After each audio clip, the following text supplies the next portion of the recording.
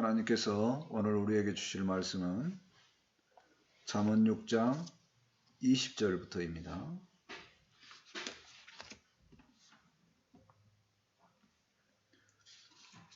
잠언 6장 20절부터 35절까지 한 절씩 교독합니다. 내 아들아, 내 아비의 명령을 지키며 내 어미의 법을 떠나지 말고 그것을 항상 내 마음에 새기며 내 목에 매라. 그것이 내가 다닐 때에 너를 인도하여 내가 잘 때에 너를 보호하며 내가 깰 때에 너와 더불어 말하리니. 대저 명령 등불이요 법은 빛이요 흉기 책망 곧 생명의 길이라. 이것이 너를 지켜 악한 여인에게 이방 여인의 혀로 호리는 말에 빠지지 않게 하리라. 내 마음에 그 아름다움을 탐하지 말며 그 눈꺼풀에 흘리지 말라. 음료로 말미암아 사람이 한 조각 떡만 남게 됨이며 음란한 여인은 귀한 생명을 사냥함이니라. 사람이 불을 품에 품고서야 어찌 그의 옷을 타지 아니하겠으며 사람이 숯불을 밟고서야 어찌 그의 발이 되지 아니하겠느냐. 남의 아내와 통관하는 자도 이와 같을 것이라. 그를 만지는 자마다 벌을 면하지 못하리라. 도둑이 만일 줄일 때에 배를 채우려고 도둑질하면 사람이 그를 멸시하지는 아니하려니와. 들키면 7배를 갚아야 하리니 심지어 자기 집에 있는 것을 다 내주게 되리라. 여인과 간음하는 자는 무지한 자라. 이것을 행하는 자는 자기 영혼을 망하게 하며 상함과 능욕을 받고 부끄러움을 씻을 수 없게 되나니. 남편이 투기로 분노하여 원수 갚는 날에 용서하지 아니하고 어떤 보상도 받지 아니하며 많은 선물을 줄지라도 듣지 아니하리라. 아멘.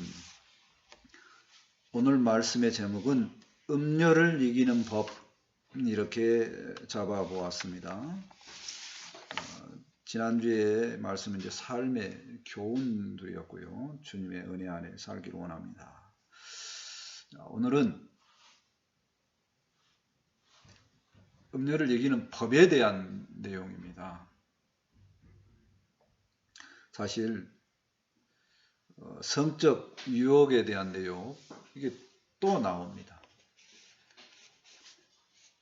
자꾸 나오니까 어떤 면에서 상당히 불편합니다. 2장에서도 나왔고요. 바로 앞장 5장에서도 나왔고, 이걸로 끝나냐?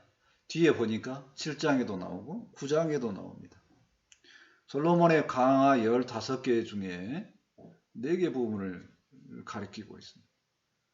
왜 이렇게 자주 나온가? 왜 이렇게 많이 다룬가? 불편한 것이 아니고 그만큼 중요하다, 이렇게 생각을 바꿔야 하겠습니다. 사실 이 세상의 역사도 보면, 또 사건 사고를 보면 이 성적인 문제와 관련된 문제가 너무 많습니다. 그래서 항상 주의해도 부족함이 없겠다 하는 겁니다. 근데 사실은 엄청나게 주의하고 조심해도 이 문제에 빠질 수 있다는 겁니다. 어떻게 하면 좋겠냐 하는 거예요. 오늘 말씀을 보면서 말씀은 어떻게 우리에게 권면하는가 잘 배워서 어려움 속에 빠지지 않고 승리하고 믿음 안에 쭉 거하는 삶을 살았으면 좋겠습니다. 아멘. 첫 번째, 음료를 이기는 법에 대한 내용을 이야기하고자 합니다. 20절 말씀 보실까요? 내 아들아, 내 아비의 명령을 지키며 내 어미의 법을 떠나지 말고. 아비의 명령이나 법이나 사실은 이제 같은 단어죠. 솔로몬의 강화 이제 15번 중에 이제 12번째에 해당되는 내용입니다. 벌써 12번째인데요. 그러니까 내 아들아, 이렇게 아들을 부르는 것처럼 이렇게 항상 칭호가 들어가면 이제 새로 어떤 주제의 시작이라는 겁니다. 아들아, 좀 들었으면 좋겠다. 근데 사실 취업 준비에 바쁘고 할 일이 바쁜 속에 있는 사람은 무슨 성적 유혹에 있을 만한 일이 틈이 없습니다. 그럼에도 불구하고 왜 이렇게 자주 나오냐? 왜 이렇게 자주 나오냐? 무엇을 강조하기 위하는 거냐? 미리 대비를 했으면 좋겠다 하는 겁니다. 사실 이 법은 출애굽기 20장 14절 잘 아시는 말씀인 십계명입니다. 그 십계명 중에 7번째인 간음하지 말라. 근데 이거하고 관련이 있는 내용입니다. 21절 말씀 보실까요? 그것을 항상 내 마음에 새기며 내 목에 매라. 이 법을 마음에 항상 새기고 있어야 된다. 마음은 뭐냐? 마음은 내가 하나님과 만나는 장소입니다.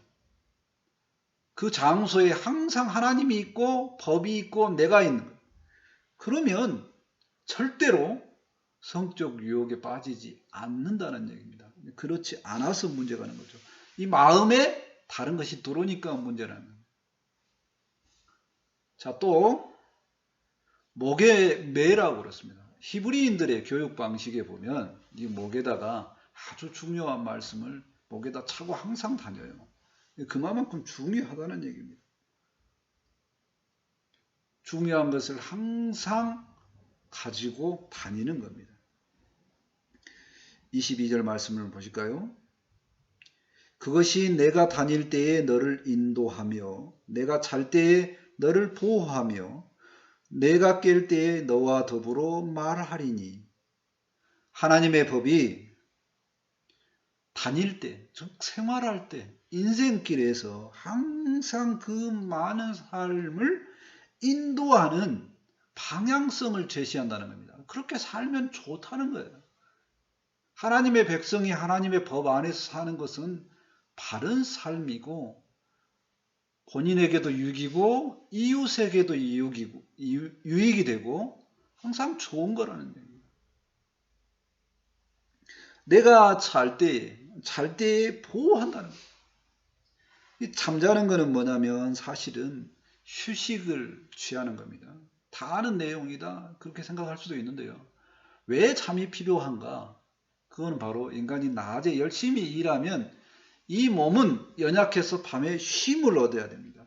쉼을 얻지 못하면요, 인간이 몸이 아주 안 좋아집니다. 건강이 극도로 나빠집니다. 그래서 밤에 쉴 수 있도록 도와주는 그런 역할을 한다는 겁니다. 지켜주는 역할을 한다는 거죠. 그래서 하나님께서는 사랑하시는 자에게 잠을 주신다라고 해요. 잠 잘 잘 수 있도록 휴식을 취할 수 있도록 이렇게 한다는 겁니다. 하나님의 법은 바로 이렇게 보호하는 방편이라는 얘기입니다. 그 다음에 내가 깰 때에 너와 더불어 말하리니. 눈을 떴어요? 깼어요? 그러면 하나님과 대화를 하는 거죠. 아, 오늘 하루가 시작됩니다. 어떻게 할까요? 무슨 일이 있는데 그 진행하는 일을 제가 다 알아서 할 수 있겠습니까? 근데 물어보고 하나님 안에서 이렇게 시작하는 거죠. 근데 그 기준이 뭐냐? 하나님의 법이 하루하루 살아가는데 대화하는 대화의 기준, 이것이 된다는 겁니다. 23절 말씀 보시겠습니다. 대저 명령은 등불이요 법은 빛이요. 명령은, 법은 같은 의미죠. 하나님의 법은 빛이라는 겁니다. 빛이 없으면 사람이 살 수가 없어요. 법은 바로 이 생명을 이야기합니다. 인생을 깨우쳐 주게 하는 아주 중요한 기준이 됩니다. 교훈이 됩니다. 삶의 방향을 줍니다. 또 23절 말씀 계속 읽습니다. 훈계의 책망은 곧 생명의 길이라. 사실 법은 책망의 역할도 합니다. 잘못하면 책망을 받아요. 그러면 옳은 길로 돌아올 수 있는데 그 책망하는 요소가 된다는 겁니다. 법에 보니까 이렇게 살면 안 돼. 잘못했어. 라고 그 글을 읽었다. 그러면 이제 돌아오게 하는 그런 역할을 한다는 겁니다. 24절 말씀을 보실까요? 이것이 법이죠. 법이 너를 지켜 악한 여인에게 이방 여인의 혀로 호리는 말에 빠지지 않게 하리라. 여기서 이 법은 너를 지킨다는 내용이 또 나옵니다. 잘 때에 너를 보호한다. 법의 가장 중요한 것은 보호입니다. 사실 법 하면요, 사람들이 불편해합니다. 굉장히 불편해하는 요소가 있는데 법은 뭐냐면 우리 내면에 자유의지가 있습니다. 그런데 강제로 시키는 이것을 하려고 할 때 엄청 사람들은 불편하거든요. 근데 법은 그 강제성이 있어요. 그래서 불편합니다. 자, 그 다음에 또요. 법하고 관련지어서 우리가 하는 많은 경험들은 뭐냐면 항상 내가 잘못했다고 하고 항상 나를 책망한다. 나를 지켜주는 것 같지 않다는 겁니다. 항상 나를 힘들게 하는 거, 벌을 주는 역할을 하더라니. 그런데 법의 원래 정신은 뭐냐? 법의 원래 정신은 악한 자를 벌하는 데 목적이 있는 게 아니라 이 악한 자 때문에 고통받은 약한 자를, 연약한 자를 보호하는 데 법의 정신이 있다 하는 겁니다.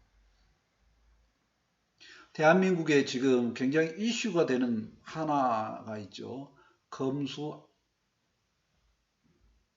완박. 그러니까 검찰의 수사권을 완전히 박탈하자 뭐 이런 내용인데요.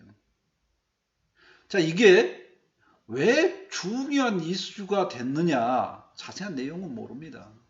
그러나 가만히 보면은요, 하는 얘기들이 모두가 뭐냐면 그 권한을 누가 가질 거냐 이렇게 이야기를 합니다. 근데 그 권한을 왜 가지려고 하느냐라고 하면 연약한 자를 보호하려고 하는데 그 마음이 있는 게 아니라 자기가 더 강력해져서 그 권한을 누리고 싶어서 그것을 하더란 얘기예요. 그러니 그 이야기하는 것 자체가 불편하죠. 그러니까 법은 항상 이렇게 불편한 것 같이 보여지더라는 얘기예요. 근데 사실은 법은 그렇지 않습니다. 가장 중요한 법의 정신은 연약한 자를 보호하는 겁니다. 음녀를 이기는 법, 이 법은 음녀를 이길 수 있다고 하는데요. 그 왜 그러냐? 하나님의 법은 법을 지킴으로 내가 보호를 받기 때문입니다. 하나님의 법은 삶을 인도하는 기준이고 삶의 평강의 온천입니다. 법이 나를 지켜준다는 것을 알아야 됩니다. 하나님의 법은 하나님의 백성을 보호합니다. 하나님의 법 안에서 지극히 보호를 받을 수 있다고 약속하고 있습니다. 잠언 4장 6절 말씀에 약속합니다. 지혜를 버리지 말라. 그가 너를 보호하리라. 여기서 지혜는 하나님의 법, 하나님의 말씀이죠. 그를 사랑하라. 그가 너를 지키리라. 하나님의 말씀은 우리를 지켜주는 겁니다. 가장 중요한 기능이 하나님의 말씀을 잘 지키면 벌을 안 받아가 문제가 아니라 하나님께서 나를 보호해 주시오. 그 보호 안에 있어 라는 겁니다. 성적 유혹에서 이길 수 있는 가장 중요한 기준이 뭐냐? 바로 이 법 안에 내가 있는 겁니다. 나를 보호하는 이 법 안에 있어서 늘 성적 유혹에서 이기는 우리가 되었으면 좋겠습니다. 아멘. 두 번째, 성적 타락에 대해서 무서움을 알고 좀 조심을 하면 좋겠다 하는 내용입니다. 25절 말씀 보실까요? 내 마음에 그의 아름다움을 탐하지 말며 그 눈꺼풀에 홀리지 말라. 성적 유혹하는 대상들이 본인은 왜 그렇게 했는지는 모르지만 보는 사람들 눈에 뭐로 보이냐면 아름답게 보인다는 거예요. 그래서 넘어진다는 겁니다. 눈꺼풀이라는 단어가 그물이라는 단어의 느낌하고 똑같습니다. 거기에 넘어가면 얽매이게 된다는 거죠. 갇히게 된다는 겁니다. 26절 말씀 보실까요? 음료로 말미암아 사람이 한 조각 떡만 남게 됨이요 음란한 여인은 귀한 생명을 사냥함이니라. 악한 의도를 가진 음녀는 사람들을 유혹해서 꼼짝 못하게 합니다. 그리고 그 사람이 가지고 있는 모든 것을 빼앗아 갑니다. 떡 한 조각이라고 남아있는데 그거는 뭐냐면 겨우 생명만, 육체적인 생명만 겨우 살아있고 목숨만 간당간당 붙어있고 건강한 목숨도 아닙니다. 겨우 붙어있고 모든 것을 빼앗기게 된다는 겁니다. 사냥꾼한테 잡혀있는 짐승이 그 살아있는 목숨입니까? 그와 같은 모습이라는 거예요. 27절, 28절 말씀 봅니다. 사람이 불을 품에 품고서야 어찌 그의 옷이 타지 아니하겠으며. 불을 가슴에다 대고 있으면 당연히 타겠죠. 옷이 타겠죠. 옷만 탈까요? 사람 몸도 상할 겁니다. 28절 계속 읽습니다. 사람이 숯불을 밟고서야 어찌 그의 발이 되지 않겠느냐. 숯불을 발에 대면 당연히 발이 되겠죠.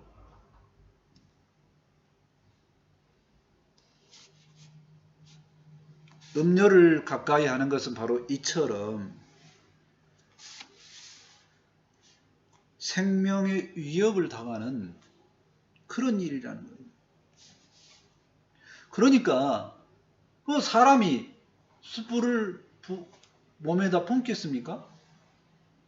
불을 품겠습니까? 숯불을 밟겠습니까? 그렇게 안 하죠. 근데 그렇게 하는 것 자체가 미련한 거다는 겁니다. 그리고 그렇게 하면 생명이 위협을 받는 것과 같은 무서운 일인데 왜 그걸 하겠는가? 그거 안 하지 않겠느냐 하는 얘기. 똑같다. 바로 음녀에게 향하게 되면 그렇게 미련한 짓이고 생명을 해야 하는 짓과 똑같다는 얘기입니다. 29절 말씀을 계속 봅니다. 남의 아내와 통간하는 자도 이와 같을 것이라. 그를 만지는 자마다 벌을 면하지 못하리라. 간음하는 자는 이와 같이 생명의 위협을 당할 것입니다. 여기서 남이라고 표현하는 것은 사실은 주변에 있는 사람의 이야기를 하는 겁니다. 좀 더 극명하게 이야기하면요, 아는 사람을 이야기해요. 남의 아내가 멀리 있는 사람이 아니라 이 사건과 관련이 있는 사람이라는 겁니다. 근데 그 관련이 있는 사람과 통관을 하게 되면 당연히 문제가 생기죠. 아주 커다란 문제가 생깁니다.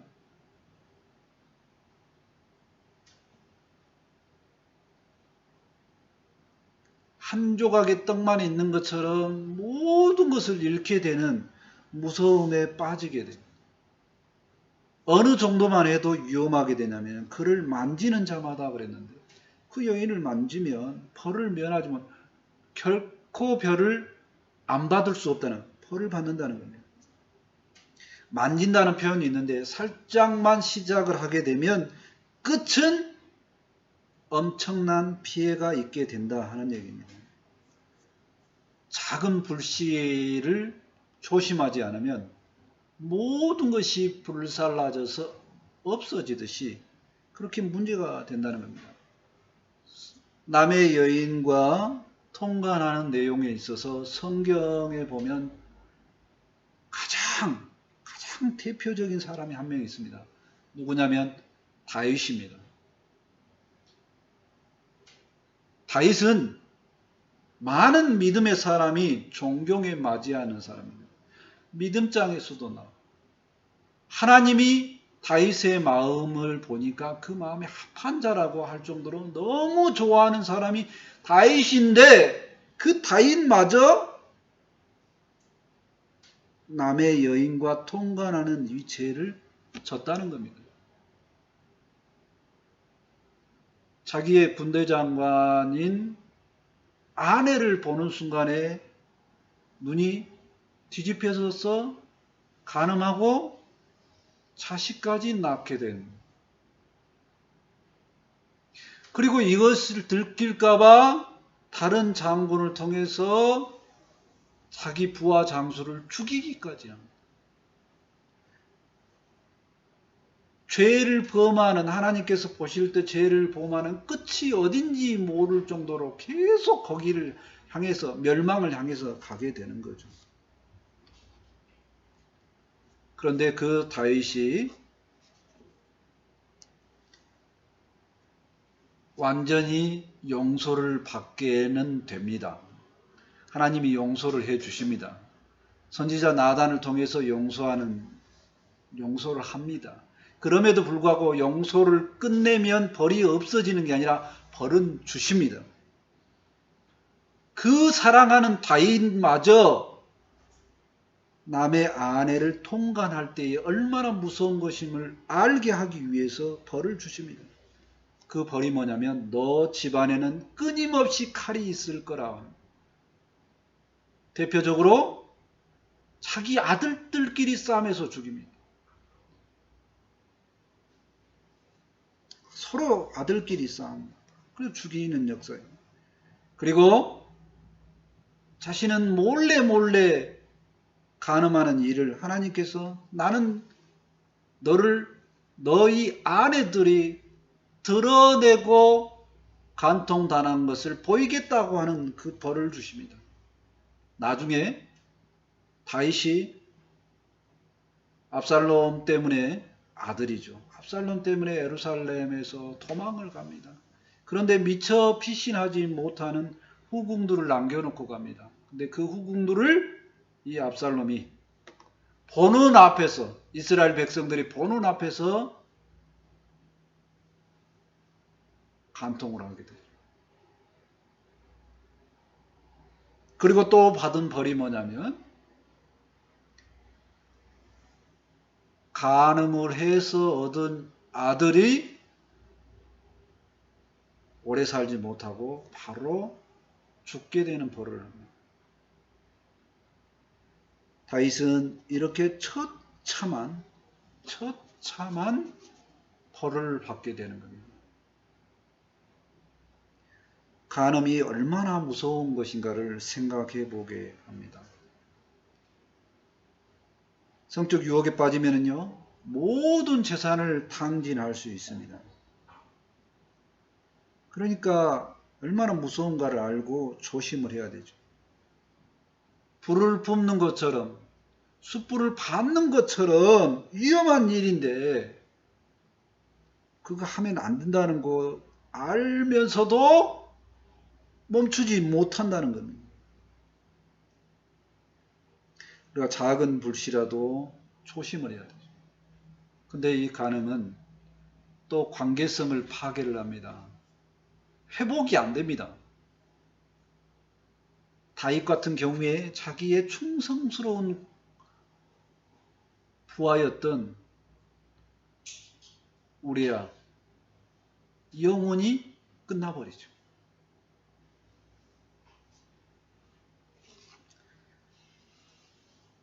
모든 것을 파괴하고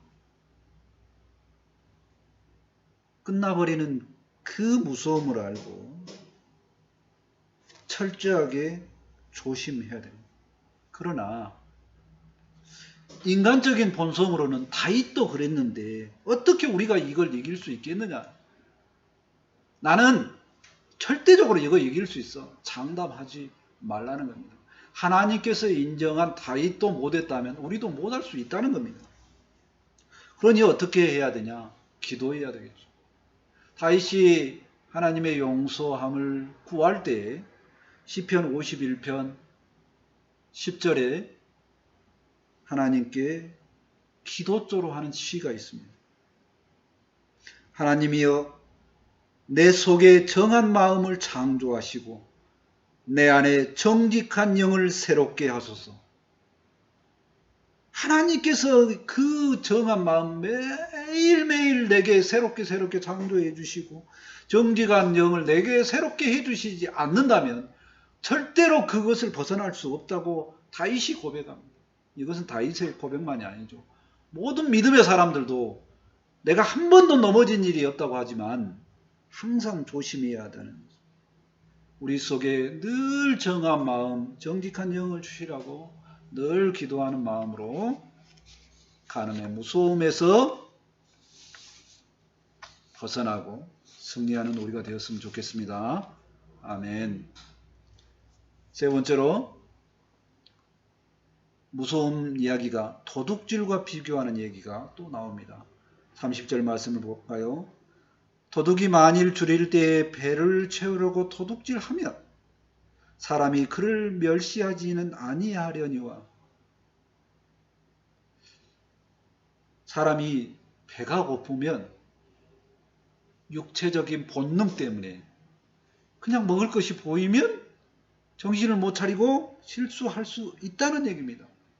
그렇게 도둑질을 하면 사람들이 뭐라고요? 아이고 참 불쌍하구만 이렇게 말한다는 겁니다. 뭐는 하지 않는다고요? 멸시는 하지 않는다는 거예요. 저 죽일 놈, 용서받지 못할 놈 이렇게는 욕을 안 한다는 거예요. 멸시는 안 한다는 겁니다. 도둑질이 나쁘지 않다는 뜻이 아니고 아이고 불쌍한 것, 짠한 것 이렇게 하는 정도라는 겁니다. 자, 그렇지만 그럼에도 불구하고 도둑질이 나쁜 일이기 때문에 벌을 받습니다. 31절 말씀 볼까요? 들키면 7배나 갚아야 하리니 심지어 자기 집에 있는 것을 다 내주게 되리라. 여기서 7배라는 얘기는 구약의 율법과 비교해서 완벽하게 갚아줘야 된다는 겁니다. 짠하긴 짠한데 들켰으니까 온 주인에게 갚아야 돼. 보상해줘야 된다. 그런 뜻입니다. 다 내줄 수도 있다는 거예요. 도둑질 한 번으로 재산을 다 내드릴 수 있다는 거예요. 그러나 뭐는 안 한다고요? 마음으로는 그렇게 불쌍하다 이 정도지 멸시는 경멸하지는 않더라는 얘기입니다. 근데 이것과 비교해서요. 32절 말씀 보실까요? 여인과 간음하는 자는 무지한 자라. 간음은 이 도둑질보다 더 나쁘다는 거예요. 이것을 행하는 자는 자기 영혼을 망하게 하며 이 극단적인 도둑질을 했을 때 무거운 책임에 대해서 이야기를 했어요. 보상의 책임도 이야기를 했다니까요. 갚아야 된다고 이야기했다니까. 근데 간음하는 거는 다 갚아도 영혼까지 망하게 되니 간음하는 자는 정말로 미련한 자다라고 이야기한 겁니다. 33절 말씀을 계속 봅니다. 상함과 능욕을 받고 부끄러움을 씻을 수 없게 당한 간음죄는 형벌에 의해서 몸도 파괴되고 재산도 없어지지만 마음까지 파괴되는 무서운 거라는 겁니다. 용서받지 못한다는 거예요. 간음은 용서받지 못한다는 거예요. 34절 볼까요? 남편이 투기로 분노하여 온수 갚는 날에 용서하지 아니하고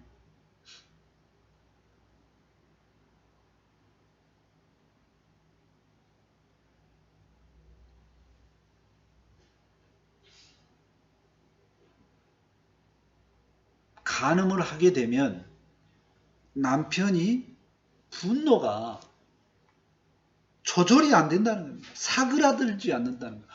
언제까지요? 원수를 갚은 날까지. 뭐 언제 원수가 끝납니까? 그 생명을 해야 할 때까지. 절대로 똑같은 복수 이상을 하지 않으면 안 끝난다는 거예요. 35절 볼까요? 어떤 보상도 받지 아니하며 많은 선물을 줄지라도 듣지 아니하리라. 남편의 입장에서 자기 아내가 간음을 했다? 어쩐다고요? 용서를 안 한다는 거예요. 보상, 선물 다 필요 없다는 거예요. 오직 그 인간이 망해야 된다는 거예요. 죽어야 된다는 거예요. 그 전까지는 절대 분노가 사그라들지 않는다는 얘기입니다. 이 남편의 분노를 생각을 한다면, 그 남편의 분노의 무서움을 안다면 우리 엄청나게 간음하는 것에 대해서 조심을 해야 됩니다. 주의를 기울여야 되죠. 간음의 무서움에 대해서 도둑질과 대해서 비교해 봤습니다. 어떤 비교를 해봤냐면 본능처럼 어쩔 수 없을 수도 있다는 거예요. 간음죄가 본능처럼 어쩔 수 없을 수도 있다는 겁니다. 그러나 더 중요한 것은 뭐냐면 도둑질은 그래도 영혼에 대해서 멸시를 당할 정도는 아닌데 이건 더하다는 거예요. 멸시를 당하고 부끄러움을 씻을 수 없을 정도이고 절대로 용서가 안 된다는 겁니다. 왜 그러냐? 간음죄는 몸도 파괴하고 마음도 파괴하고 관계성 파괴하고 다 파괴하고 어느 것 하나 파괴 안 된 것이 없기 때문에 그렇다는 겁니다. 그 무서움을 알고 도둑질보다 더 무서운 것을 알고 결코 간음에 들어가지 않았으면 좋겠습니다. 그런데 우리 스스로는 할 수 없음을 동시에 고백을 해야 됩니다. 그러니까 성령님의 도우심을 구해야 되죠. 나와 함께 하신 성령님께서 늘 나의 마음을 주장하여 주셔서 내가 그런 간음에 관계되는 일에 빠지지 않도록 성령님 도와주십시오. 아니, 내가 정신을 못 차릴 때, 의식이 없을 때라도, 내가 무지 중이라도, 부지 중이라도, 나는 그런 기도를 못하고 있더라도 성령님께서 도와주십시오. 라고 성령님의 도우심을 구해야 됩니다. 약속의 말씀을 받도록 하겠습니다. 로마서 8장 26절입니다. 이와 같이 성령도 우리의 연약함을 도우시나니 우리는 마땅히 기도할 바를 알지 못하나 오직 성령이 말할 수 없는 탄식으로 우리를 위하여 친히 간구하시느니라. 우리는 본성적으로 죄악되기 때문에 무엇을 기도할지도 모르는 가운데 있을 때가 많습니다. 그런데 예수님을 주님으로 고백하는 순간 그때부터 성령님께서 나를 주장하시고 내 속에 들어오셔서 나와 함께 하셔서 나를 대신해서 간구하신다고 하니 얼마나 은혜인가 모르겠습니다. 이 확신만큼은 분명하게 하고 이 성령의 법이 나를 죄와 사망에서 해방하였음을 늘 고백하고 감사하고 확신 속에 살았으면 좋겠습니다. 아멘. 말씀을 정리합니다. 하나님의 지혜의 말씀, 하나님의 법은 연약한 우리를 지켜주는, 음녀에게서 지켜주는 아주 귀한 것인 것을 생각을 해봤으면 좋겠습니다. 또한 하나님께서 우리 속에 정한 마음과 정직한 영을 주시도록 늘 기도하고, 그럼에도 불구하고 그와 같은 기도를 못할 때에 함께 하시는 성령님께서 우리를 통해서 먼저 기도하고 계신 것을 감사하고 확신하고 믿음으로 살아가는 우리가 되었으면 좋겠습니다. 아멘. 기도합니다. 하나님 감사합니다. 간음의 엄청난 무서움을 알지만 우리는 그거를 해결할 수 있는 능력이 없음을 고백합니다. 하나님께 늘 정직한 영을 주시라고 기도하지만 하나님 그래도 부족하여서 무지 중에 하나님 아버지 인식하지 못할 때 하나님께서 성령님을 통해서 대신 간구해 주시고 우리를 보호해 주시니 감사합니다. 하나님의 모든 법이, 하나님의 말씀이 우리를 지켜주심을 생각할 때 감사합니다.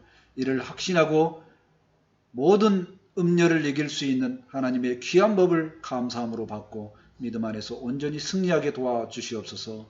말씀을 받았사오니 이 말씀의 승리의 원천이 되게 도와주시고 생명력이 있는 능력으로 나타나게 도와주시옵소서. 말씀 주심을 감사합니다. 예수님의 이름으로 기도합니다. 아멘. 이제 찬송 359장 하시고 준비하신 힘을 하나님께 드립니다.